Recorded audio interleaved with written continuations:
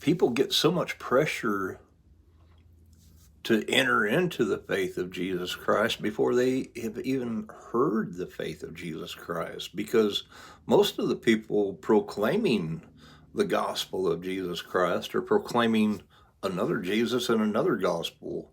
Though there not be another, as Paul wrote in Galatians chapter 1, but there be some that trouble you, talking about who pervert the way of the truth.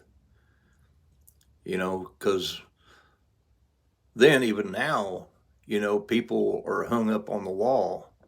And as then, they wanted to bring the believers back into the bondage of the law and back underneath the weak and beggarly elements of the world, as Paul describes in his letter to the assembly of called out ones at Galatia.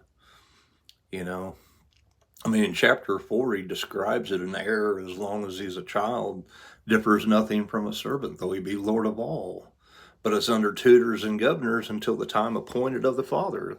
Likewise we, when we were children, were in bondage under the elements of the world, until the fullness of time came, when God sent forth his Son, made of a woman, made under the law, that he might redeem us who were under the law, that we might receive the adoption of sons. And because you're sons, he's and no longer servants, he's sent forth the Spirit of his Son into our hearts, crying, Abba, Father. Which is what he's describing in Romans 8:15. We've not been given the spirit of bondage again, or the spirit of the world, which is the spirit of bondage to fear, but the spirit of adoption, whereby we cry, Abba, Father. And his Spirit bears witness with our spirit that we are his, verse 16 in Romans 8.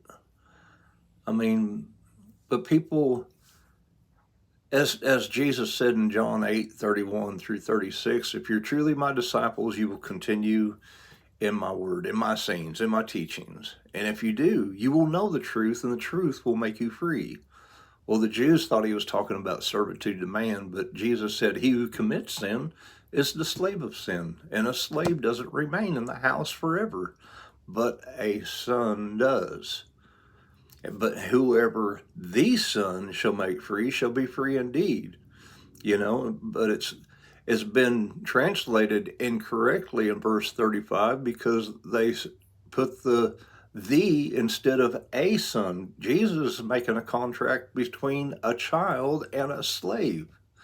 We need to understand the truth.